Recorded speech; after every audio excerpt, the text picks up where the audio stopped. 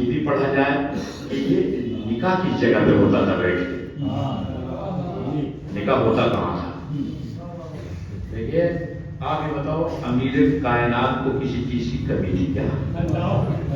حسن مصطفیٰ کو کسی چیز کی کمی تھی کیا؟ آپ جو وارث کائنات ہوں، ٹھیک ہے نا، آپ سوچو انہیں کسی چیز کی کمی تھی کیا؟ نہیں. تو پھر نکاح ہوتا کس جگہ بیٹھ کے تھا؟ اس کا مطلب نگاہ عصمت میں وہ جگہ برکتوں کی حامل ہوتی تھی جہاں بیٹھ کر نکاح ہوتا تھا.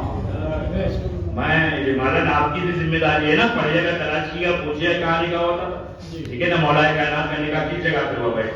امام حسن کا نکاح کہاں ہوا بیٹھ؟ امام حسین کا نکاح کہاں ہوا بیٹھ؟ اچھا پھر ان جو یہ شادی بیاہ ہوئے اس میں طریقہ کار کیا تھا؟ کیا کیا ہوا؟ ایک صاحب نے کہا کہ وہ عجیب باتیں کہہ رہے تھے، اتنا ہلکا ہو گیا ہے دین کہ جس کا جی چاہتا ہے وہ بولنے لگتا ہے. ایک لفظ نہیں جانتا دین کے متعلق بھی بولتا ہے، اور کسی سبجیکٹ پہ نہیں بولتا، کسی موضوع پہ نہیں بولتا، اس پہ بولنے لگتا ہے. کہ وہ رسول نے اپنی بیٹی کو تو باغ فدق دیا تھا، تو اسے یہ پتہ ہی نہیں کہ میراث اور جہیز میں فرق ہوتا ہے. یہ بات بھی نہیں ہے کہ میراث علیحدہ چیز ہے اور جہیز ایک علیحدہ چیز ہے. جو اچھا میراث واجب ہے ادھر تو بھی جاتا نہیں ہے، ادھر تو ذہن بھی جاتا رہا. اس کی میراث کو اگر شریعت رائج ہو جائے اور یہ چلن ہو جائے کہ جو میراث ہے وہ دی جائے گی، آپ سوچو کتنی آسانیاں پیدا ہو جائے گی. ٹھیک ہے نا، پھر یہ بھی نہ رہے گا کہ انہوں نے کم دیا ہے انہوں نے زیادہ نہیں، جو میراث تھی وہ دی ہے. پھر ایک بات اور کہتا ہوں عبدی صاحب، میں جو جہیز دیا تھا نا وہ میراث نہیں تھی، وہ جہیز تھا. وہ نبی نے دیا تو جہیز، نبی نے جہیز دیا دینا چاہیے، بالکل دینا چاہیے جہیز. میں کسی زمانے میں اس کے مخالف نہ رہا، کیوں نہ رہا؟ اس لیے کہ رسول نے دیا. رسول نے دیا تو ہم مخالفت کیسے کریں گے؟ اگر دین پہ عمل کرنا ہے رسول نے دیا ہے، بھی نہیں. مگر دیکھا یہ جائے گا کہ وہ جہیز آیا کہاں سے تھا. یہ بات نہیں پوچھی بھائی، دیکھو وہ تو سارا مہر سے تھا. علی سے پوچھا تھا، پھر بات آ گئی میرے خیال سے تعلیم بھی چاہتا ہے بات ہے نا. علی سے نبی نے پوچھا تھا، یا علی میری بیٹی کا مہر کیا ہوگا؟ میں نے ایک جگہ یہ بات پڑھی، ایک ہے مولانا اچھے خاصے پڑھے لکھے، تو انہوں نے اس سے پوچھا تو کیا ابو طالب اتنے غریب تھے کیا علی کو زیرہ بیٹھنا پڑ گئی؟ میں کہا نہیں، ابو طالب امیر کائنات تھے، ہوا اس لیے تاکہ ہم تک بات پہنچے، ہوا اس لیے کہ ہم تک بات پہنچے. تو پوچھا کہ میری بیٹی کا مہر کیا ہوگا؟ کہ سرکار آپ کو تو معلوم ہے میرے پاس کیا، ایک تلوار ہے، ایک زرہ ہے، ایک گھوڑا ہے. تو کہا نہیں، تلوار کی تمہیں ضرورت ہے اس لیے کہ تم مجاہد ہو، گھوڑے کی بھی ضرورت ہے، سوار ہو کے میدان میں آنا پڑتا ہے. سنیے میں کھول کے زرہ بھیج ڈالو. میں سمجھتا ہوں زمانے میں اس سے بڑا کوئی جملہ شجاعت علی کے لیے ہو نہیں سکتا. شجاعت علی کے لیے اس سے بڑا جملہ ہو نہیں سکتا. جہاں خاتم الانبیاء کہیں زرہ بھیج دو، اس کی کوئی ضرورت نہیں ہے. اس لیے زمانے میں کوئی اتنا پیارا نہیں ہے کہ جو تمہارے سینے پہ بات کر سکے اور مقابلے لا سکے. زرہ بھیج دو. تو علی نے زرہ بھیج دی. اسی بیچی ہوئی رقم سے سامان جہیز تیار کیا گیا. ٹھیک ہے نا، جہیز کر دیا. اچھا ہم نے کیا کیا؟ آدھا حصہ یاد رکھا، آدھا بھول گیا. آدھا یاد رکھا، آدھا بھول گیا. جہیز تو یاد رکھا، مہر بھول گئے. دونوں چیزیں یاد رکھو نا، دونوں چیزیں یاد رکھیے تو آپ منزل تک پہنچیں گے.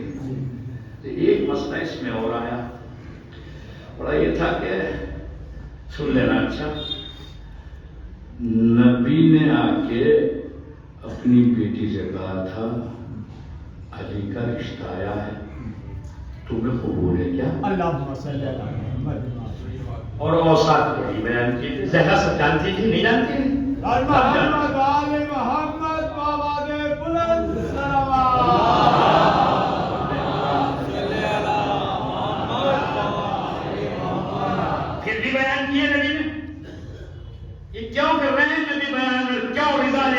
بیٹی کی. تو سیرت مصطفیٰ تو عزیزوں یہ ہے کہ بیٹی سے معلوم کیا جائے، ہے نا؟ گھبرا تو نہیں گئے.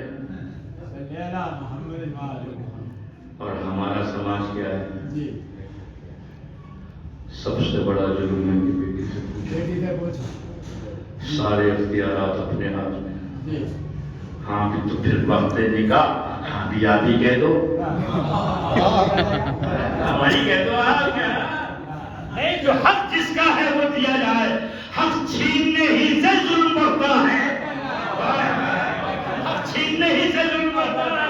نبی نے بیٹی سے جا کے پوچھا تھا علی کا رشتہ آیا ہے، یہ اوصاف علی ہے، بتاؤ تمہیں قبول ہے؟ اس کا مطلب یہ ہے کہ سیرت مصطفیٰ ہے کہ جب رشتہ آئے تو بیٹی کی رضا دی جائے، اس سے پہلے کہ گھر جانے کے بعد جھگڑے شروع ہو. دربار پر مجھے محمد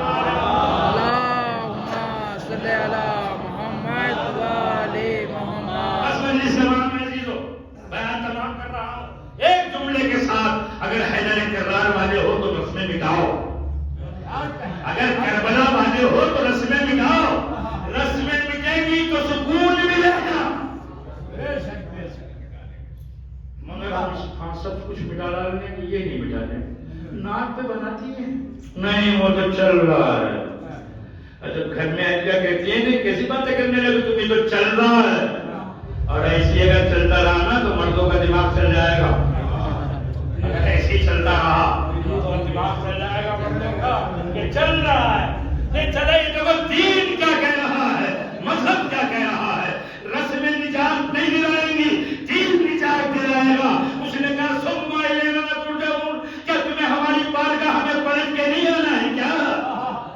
اپنی مرضیوں کا اشارت پہ چل رہے ہو، ایک دن ہماری بارگاہ میں آنا پڑے گا تو ہم پوچھیں گے یہ آنکھیں دی تھی اسے دیکھا کیا کیا، یہ کان دیے تھے اسے سنا کیا کیا، یہ دل دیا تھا یہ دھڑکا کہاں کہاں، یہ زبان دی تھی یہ بولی کہاں کہاں.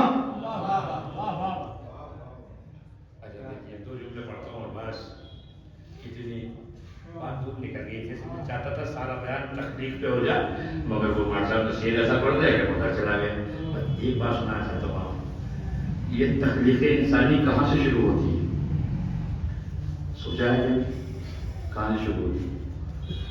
وہاں سے شروع ہوتی ہے جہاں باپ اور ماں کو بھی نہیں معلوم ہوتا. نہیں پہنچی بات، انہیں بھی نہیں معلوم ہوتا کہ کسی نئے وجود کی بنیاد رکھی جا چکی ہے.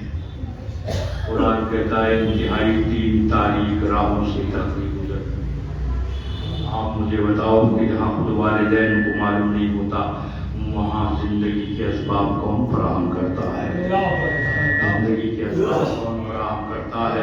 یہ شکم مادر میں آنکھیں کون دے دیتا ہے؟ یہ کان کون دے دیتا ہے؟ یہ سار کون دے دیتا ہے؟ یہ ہاتھ پیر کون دے دیتا ہے؟ چھوڑیے ان باتوں کو. اس اندھیری جگہ پر انتہائی پرکشش تصویر کون بنا دیتا ہے؟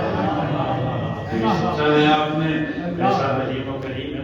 اچھا دیکھیے میں نے رات کی مجلس میں جملہ کہا تھا تو پڑھتا ہوں. سب کی آنکھیں، سب کے کان، سب کے لب و رخسار، سب کے دست و پا، سب کے شکم و سینہ ہے، سب کے نہیں، سب کے ہاں سب چیزیں ہیں، لیکن اس کے بعد بھی سب علیحدہ علیحدہ پہچانے جاتے ہیں. سن رہے ہیں؟ سب علیحدہ علیحدہ پہچانے جاتے ہیں. اتنی بڑی بھیڑ ہو جائے سب پہچانے جائیں گے فلاں ہیں فلاں ہیں فلاں ہیں، حالانکہ ساری چیزیں ایک جیسی تھی. ایک جملہ صاحبہ نے ملا کے حضور عرض کرتا ہوں، پہچان کی بات آ گئی. اگر کسی میدان میں ساری دنیا جہان کے افراد جمع کر لیے جائیں،